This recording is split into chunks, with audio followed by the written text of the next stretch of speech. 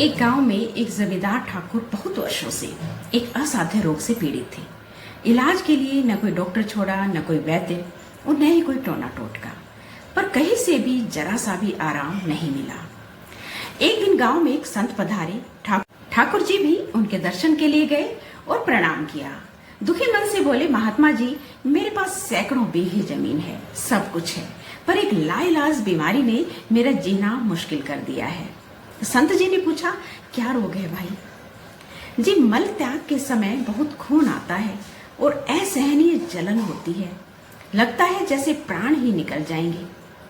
संत जी ने आंखें बंद की, कुछ देर शांत बैठे और फिर बोले, बुरा न मानो तो एक बात पूछूं? पूछिए महाराज। बिल्कुल पूछिए। क्या कभी किसी का इतना दिल दुखाया है कि उसने तुम्हें जी भरकर बद्दुआएं दी हो? किसी का हक छीना हो, किसी की रोजी रोटी लूटी हो? ठाकुर खामोश हो गए, शर्मसार होकर बोले, जी, मेरी एक विधवा भाभी है जो अभी मायके में रहती है। वो जमीन में अपना हिस्सा मांगती थी। मैंने ये सोचकर उन्हें कुछ नहीं दिया कि कल को वो सब अपने भाइयों को ही दे देगी।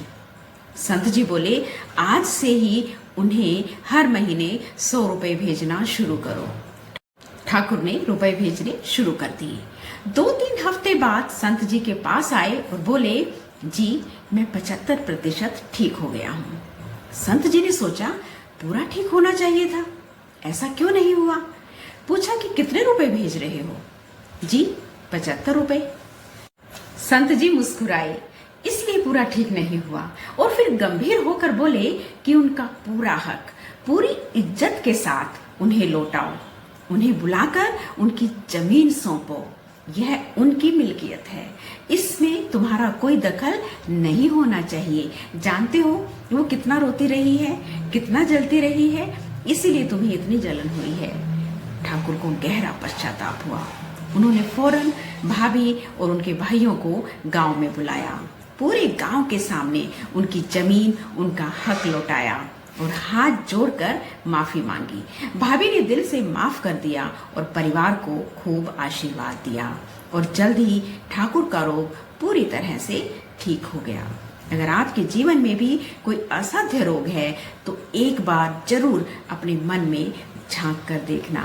क्या कभी किसी का हक छीना है? किसी की पीठ में छुरा घोंपा है?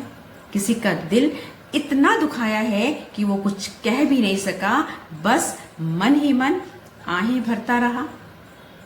याद रखिए, परमात्मा की लाठी बिल्कुल बेआवाज होती है। नमस्ते।